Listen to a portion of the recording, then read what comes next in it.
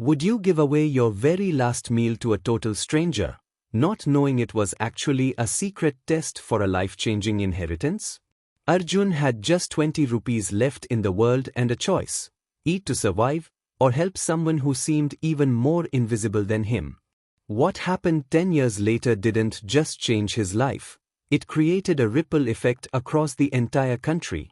The old man he sat with that night was hiding a secret that would take a decade to finally be revealed. Before I show you the emotional ending to this journey, I want to know, what city are you watching from? Let me know in the comments.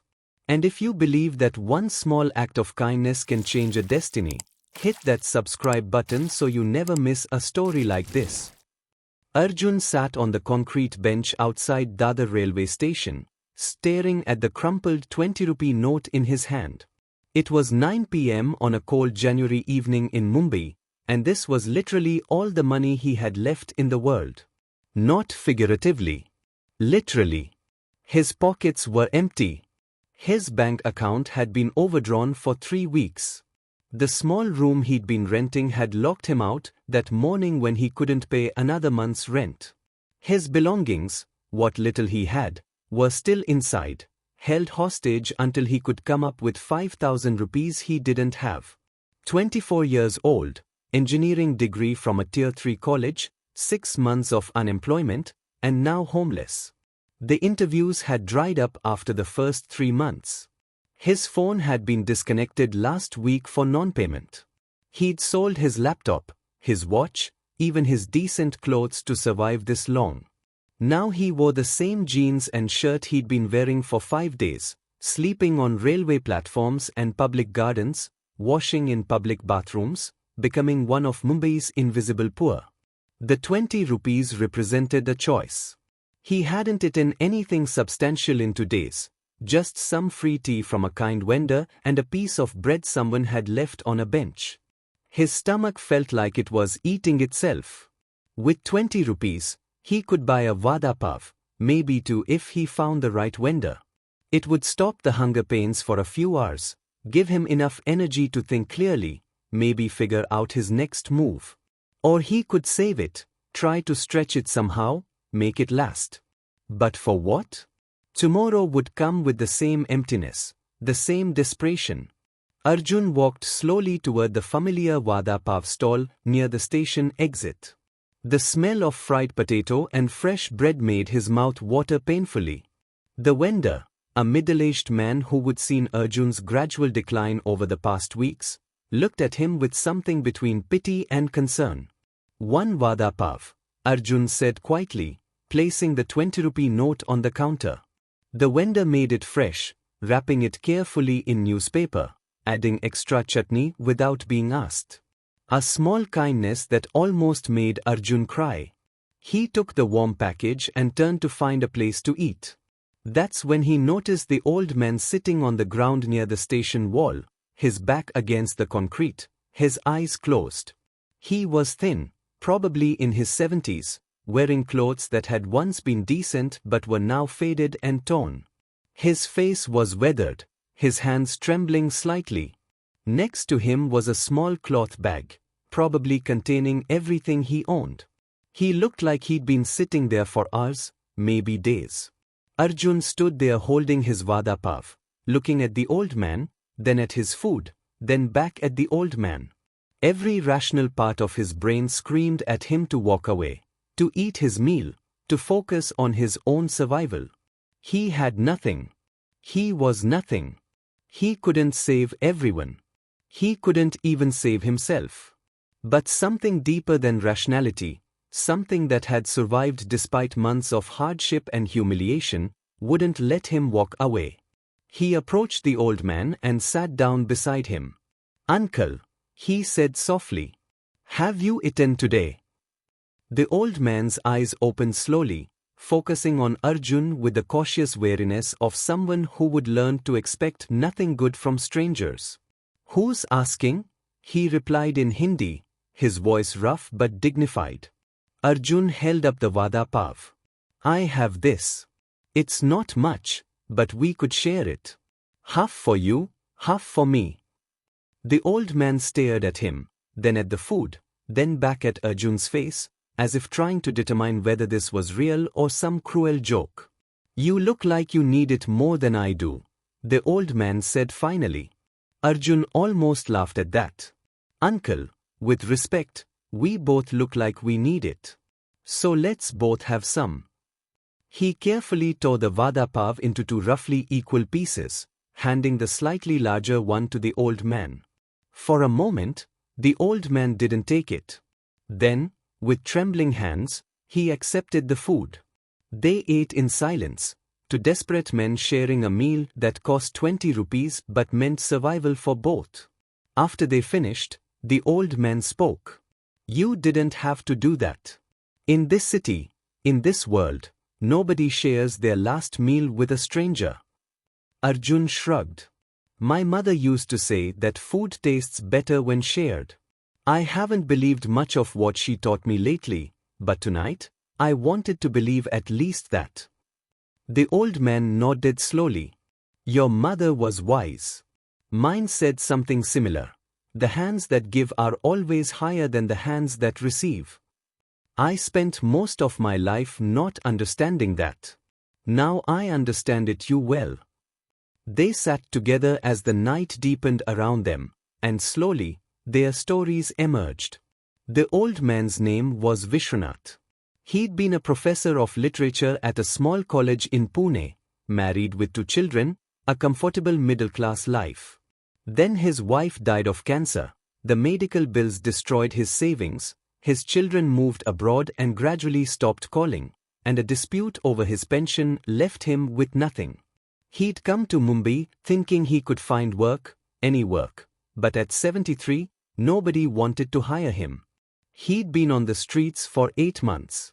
Arjun shared his own story, the engineering degree that meant nothing without connections, the interview rejections, the slow slide from hopeful graduate to desperate job seeker to homeless unemployed. He talked about the shame of calling his parents in their small village and hearing the disappointment in their voices, how he'd stopped calling weeks ago because he couldn't bear to lie anymore about prospects and opportunities. He talked about the erosion of dignity, how becoming invisible to society happened gradually until you realized people literally looked through you. Vishwanath listened with the attention of someone who understood that being heard was sometimes as important as being fed. "You know what the cruelest thing about poverty is?" he said when Arjun finished. "It's not the hunger or the cold or even the hopelessness. It's the loneliness. You become invisible. People step over you, around you, past you. You stop being human in their eyes. You become scenery, part of the urban landscape they've learned to ignore. And slowly, you start to believe them. You start to forget you were ever anything more." Arjun felt tears burning his eyes but fought them back. "So what do we do? How do we survive this?" Vishwanath looked at him with eyes that had seen decades of life's complications. "We remember that we are still human. We remember that sharing a 20 rupee vada pav with a stranger is an act of profound humanity. We remember that kindness costs nothing but means everything. And we don't give up. Not tonight, at least. Tomorrow might be different, but tonight, we are 2 men who shared a meal and that makes us brothers in this struggle." As the night grew colder, Arjun and Vishwanath continued talking, and gradually, an unspoken agreement formed between them. They would face the streets together rather than alone. There was practical wisdom in this. 2 people could watch each other's belongings while one slept, could pool resources, could support each other emotionally. But it was more than practicality.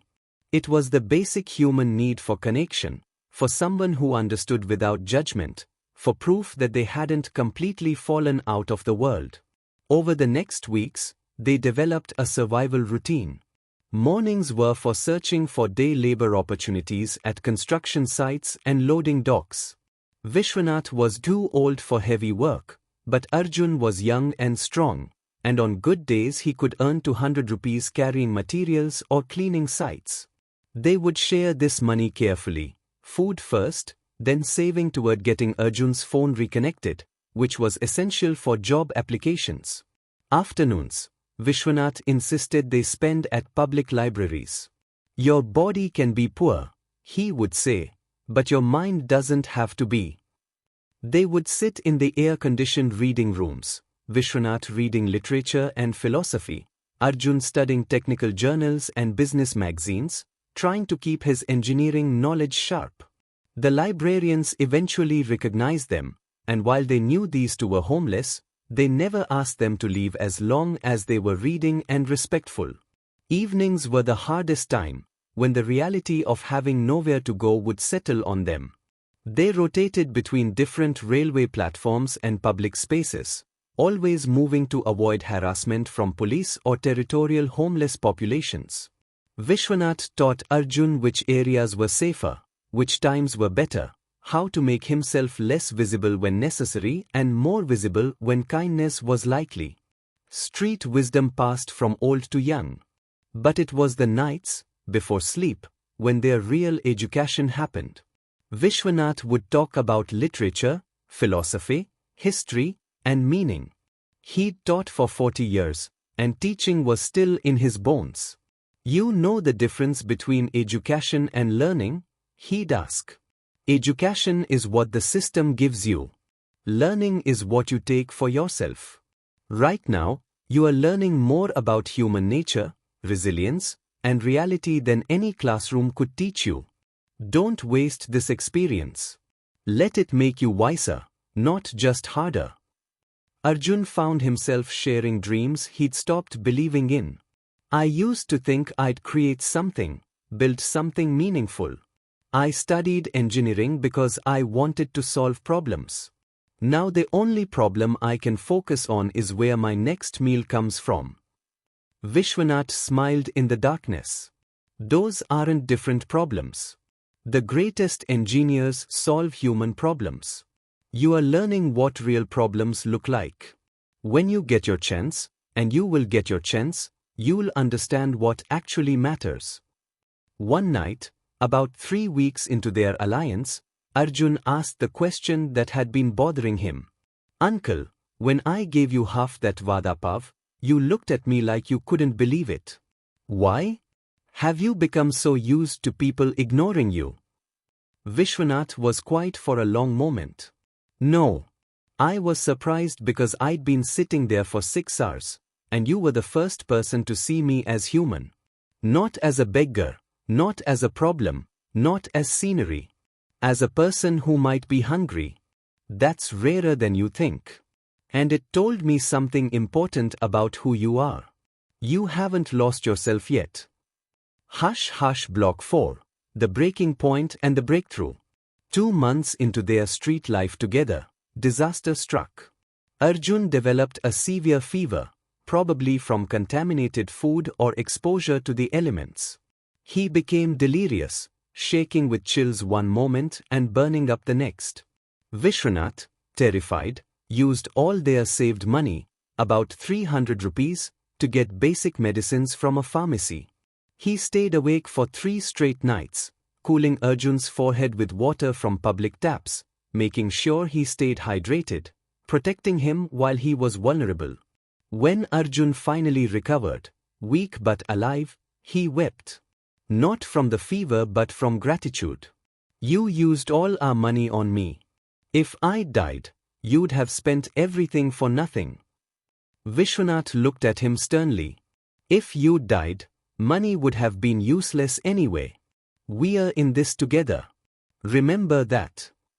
It was the moment Arjun understood that Vishwanath wasn't just a companion of circumstance but had become the father figure he desperately needed. And Vishwanath had found in Arjun the son his own children had stopped being. The illness had depleted their resources completely. They were back to nothing, and Arjun was too weak for physical labor. Desperation drove them to a decision they'd avoided, approaching an NGO that helped homeless people. They'd resisted this because accepting organized charity felt like admitting defeat, like surrendering their agency. But survival required pragmatism. The NGO, called Second Chances, operated out of a small office in Bandra. The counselor who met them was a woman in her 30s named Meera. She listened to both their stories without judgment or pity, just professional attention.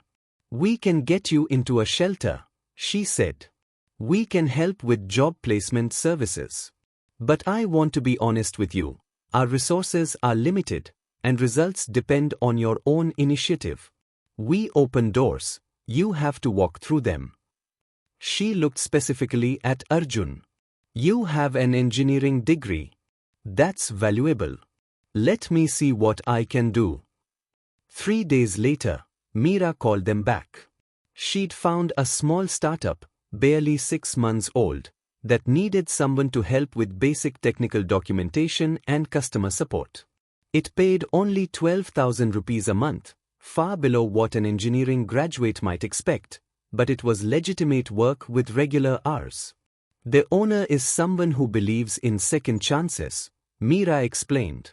"He knows your situation. He's willing to take a risk if you are willing to work hard and prove yourself." Arjun was overwhelmed.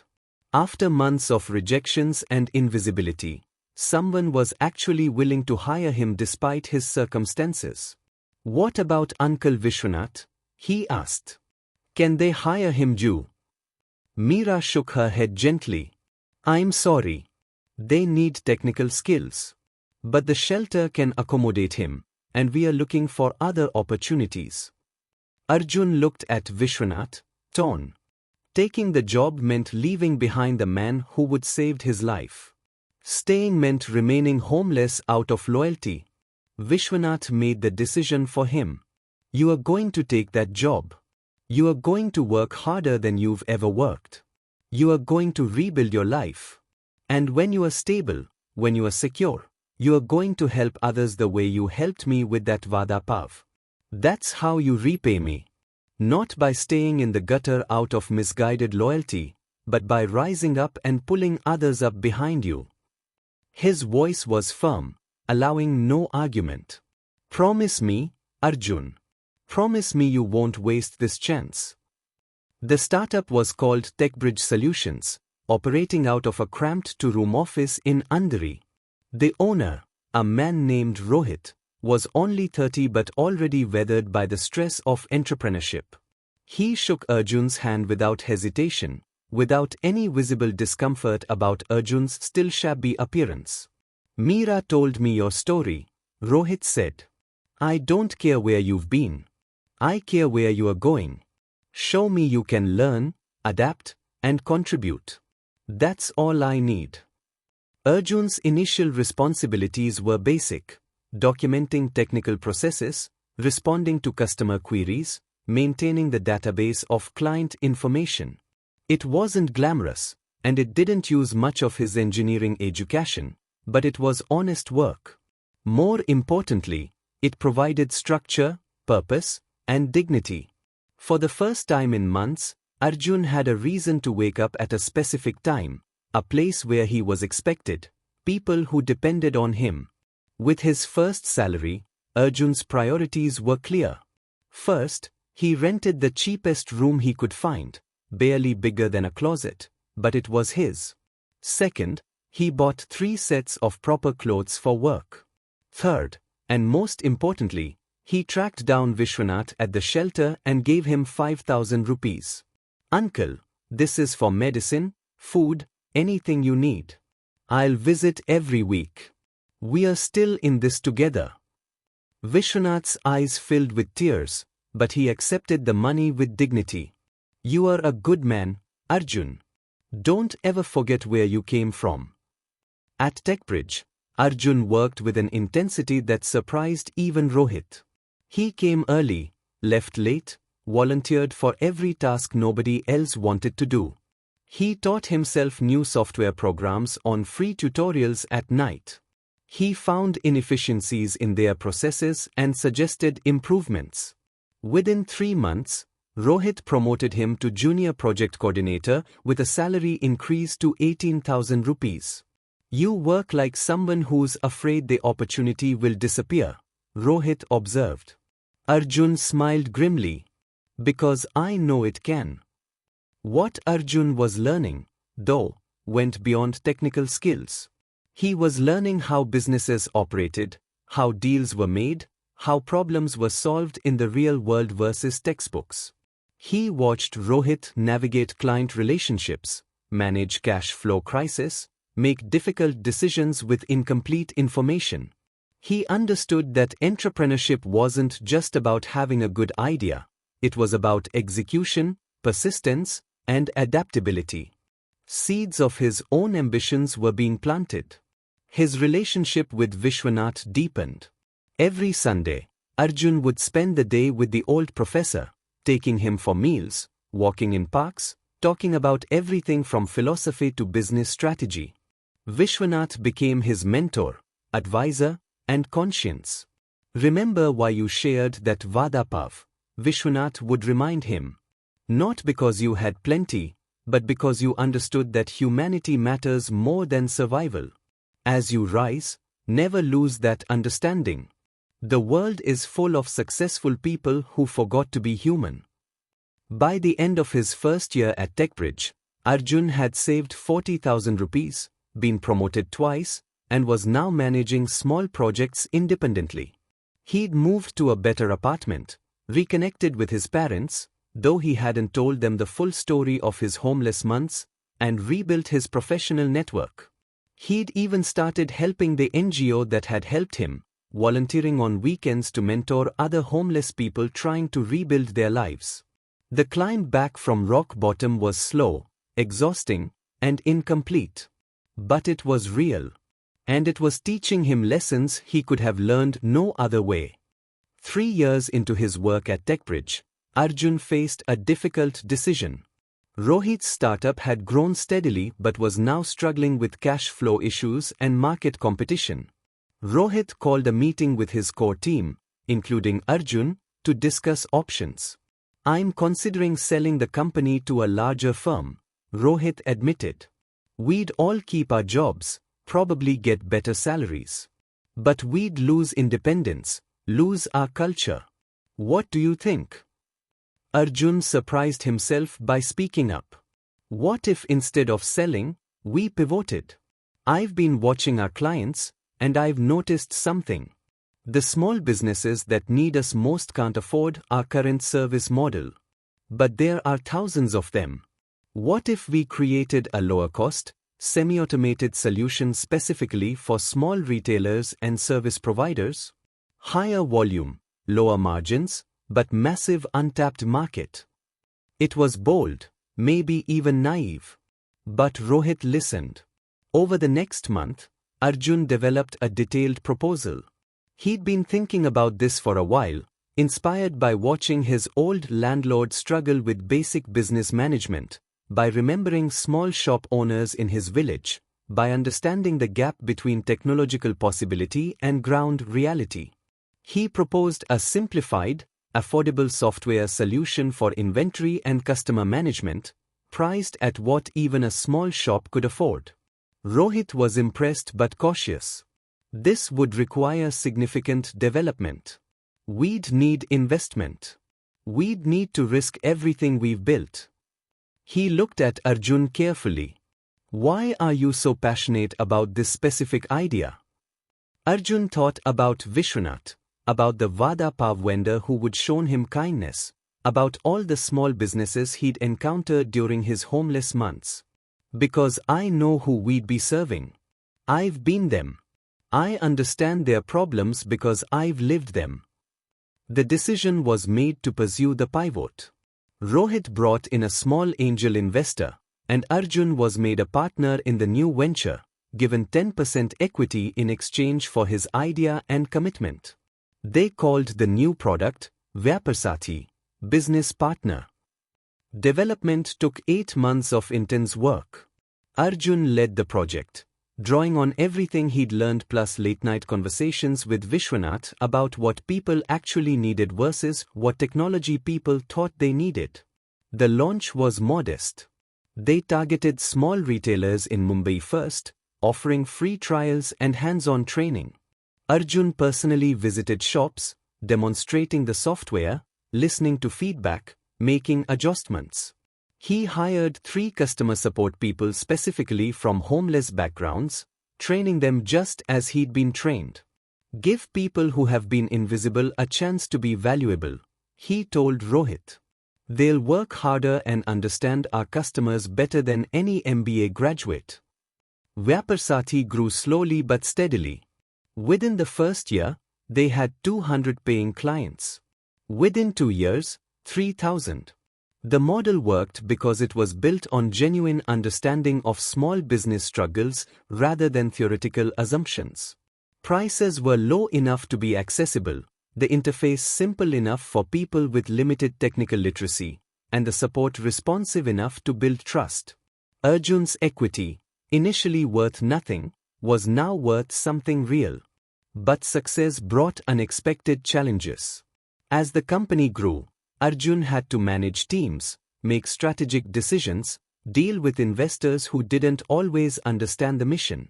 He faced pressure to raise prices, cut support costs, maximize profits. He found himself in heated arguments defending the company's social mission against pure business logic. "We are not building this just to get rich," he insisted. "We are building it to serve people who have been underserved." It was a constant battle between growth and values. 10 years after sharing that Vada Pav, Arjun was 34 years old and the Chief Operating Officer of Vyaparsati Technologies, which now served over 50,000 small businesses across India. The company wasn't massive by tech standards, but it was profitable, sustainable, and genuinely helpful to its clients. Arjun had married, had a daughter, owned an apartment, and lived the comfortable middle-class life he'd once thought impossible. Vishwanath had passed away 2 years earlier, peacefully in his sleep at a small apartment Arjun had been paying for. His death had devastated Arjun, who considered the old professor the most influential person in his life. At the funeral, Arjun had promised Vishwanath's spirit that he would never forget the lessons learned on those cold railway platforms: humanity before success, compassion before profit, remembering where you came from even as you move forward. On a Tuesday afternoon in his office, Arjun received an unexpected call. The voice on the other end was professional, formal. "Mr. Arjun Sharma? This is Advocate Deshmukh calling from Pune. I'm handling the estate of the late Professor Vishwanath Kulkarni. I understand you were close to him." Arjun confirmed, confused about why a lawyer was calling 2 years after Vishwanath's death. "Could you come to Pune this week?" the advocate asked. "There's a matter regarding the professor's will that requires your presence." Arjun made the trip, curious and slightly apprehensive. In the lawyer's office, surrounded by legal documents and old books, Advocate Deshmukh explained something Arjun had never known. Vishwanath hadn't been destitute by accident. 15 years ago, he'd put all his savings, about 12 lakh rupees, into a fixed deposit that he'd made inaccessible to himself for 15 years, fearing he'd spend it irresponsibly after his wife's death. The deposit had matured 3 years ago, and with accumulated interest, it was now worth nearly 25 lakh rupees. The professor never touched it, Deshmukh explained. He lived on the streets, accepted your help, stayed in shelters, all while this money sat in the bank. I asked him why once. He said he was testing himself, seeing if he could survive without the cushion of wealth, understanding how the other half lives.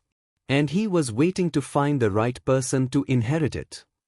Arjun sat stunned. Vishwanath had had money all along? Why didn't he use it? Why did he suffer unnecessarily? Deshmukh handed Arjun an envelope. "He left you this letter. Perhaps it explains."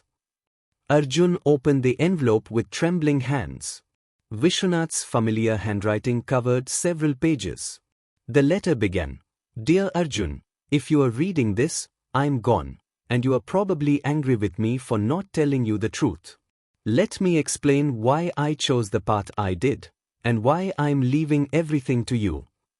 The letter explained that after losing his wife, Vishwanath had fallen into depression and nearly committed suicide. He decided instead to give away all his accessible money to charity and create the fixed deposit as a test.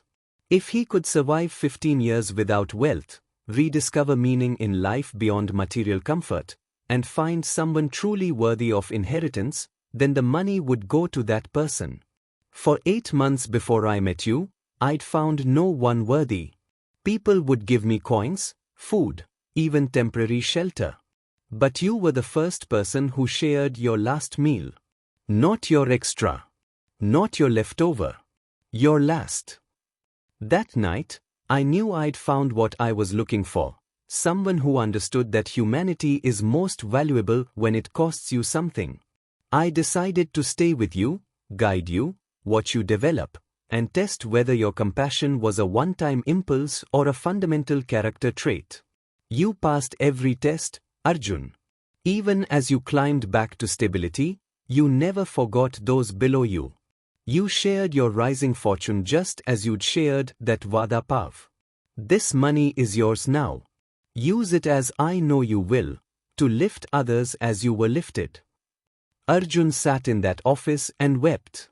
All those nights on railway platforms, Vishwanath had been wealthy. All those shared meals, stretched rupees, careful savings, had been tests. But they'd also been real. The hunger had been real, the companionship had been real, the lessons had been real. Vishwanath had chosen poverty to teach Arjun, and himself, what actually mattered. He was the wisest man I ever met, Arjun said to Deshmukh. And I didn't even know half of who he was.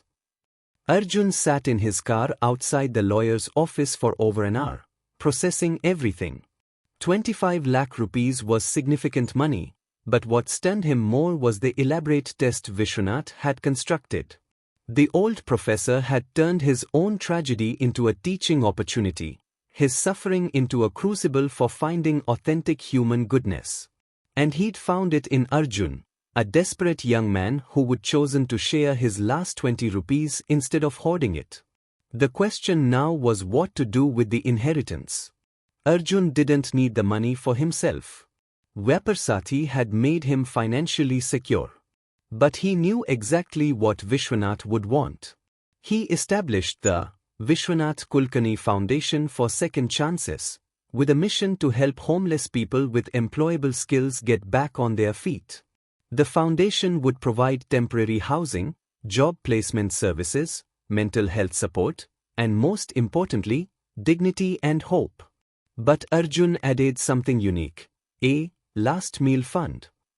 Any homeless person who demonstrated an act of extraordinary kindness, sharing what little they had with someone worse off, would be automatically eligible for comprehensive support from the foundation. We are looking for character, not credentials, Arjun explained to the foundation board. We are looking for people who, even in their darkest moments, remember they are human and treat others as human. The foundation started small, helping 10 people in the first year. But each person helped became an advocate, a living example of transformation. They told their stories, inspired others, created a network of people who understood suffering and transcended it. By the 5th year, the foundation had helped over 200 people transition from homelessness to employment, and about 30 of them now volunteered with the foundation, giving back as they'd received. Arjun's own company, Vyaparsati, integrated with the foundation's mission. They created a special program hiring people from homeless backgrounds for customer support and training roles, providing a pathway from streets to skilled employment. The program had an 80% success rate, far higher than traditional homeless employment programs, because it was designed by people who would lived the experience. The story of Arjun and Vishwanath, when it eventually became public through a newspaper article, went viral. People were moved by the idea that a single act of kindness, sharing a 20 rupee meal, could create such profound ripple effects over a decade. Arjun received thousands of messages from people sharing their own stories of small kindnesses that changed lives. He realized that Vishwanath's lesson wasn't unique to them, it was universal. Humanity survives through connection, compassion, and the willingness to sacrifice for others. 10 years after that cold January night, Arjun stood at a foundation event, surrounded by people whose lives had been transformed. He thought about the journey from homelessness to success, from desperation to purpose. He thought about how easy it would have been to eat that entire vada pav himself, how reasonable, how justified. But he'd chosen differently, and that choice had set in motion a chain of events that transformed not just his life but hundreds of others. In his speech that night, Arjun said, "We live in a world that tells us to protect what we have, to look out for ourselves first, to be practical and selfish. And I understand that instinct.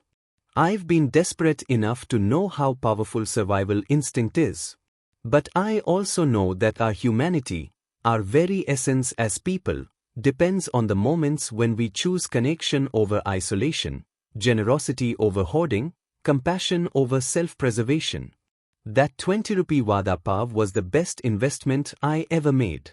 Not because it led to financial return, though it did, but because it connected me to a man who taught me how to be human. And that lesson is worth more than all the money in the world."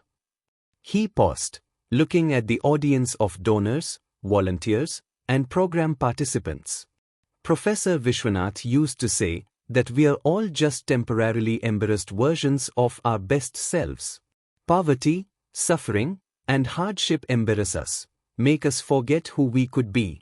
But kindness, even the smallest act of kindness, reminds us. It pulls us back to our humanity. So I challenge everyone here, find your 20 rupee moment. Find that opportunity to share when you have little, to give when it costs you something, to see humanity in someone the world has made invisible. You never know how far that ripple will travel. You never know whose life you'll change. You might even change your own. The foundation continues its work today. The Last Meal Fund has identified and helped dozens of people whose acts of kindness in desperate circumstances mark them as worthy of support. Vyapar Technologies serves over 100,000 small businesses, many owned by people who have climbed out of poverty. And Arjun, now in his late 30s, continues to volunteer at railway stations, talking to homeless people, sharing meals, looking for that spark of humanity that deserves to be nurtured. Because he knows from experience that destiny isn't fixed, that one moment of compassion can rewrite everything, and that the distance between desperation and dignity is sometimes just one kind act, one shared meal, one person who sees you as human when everyone else looks away.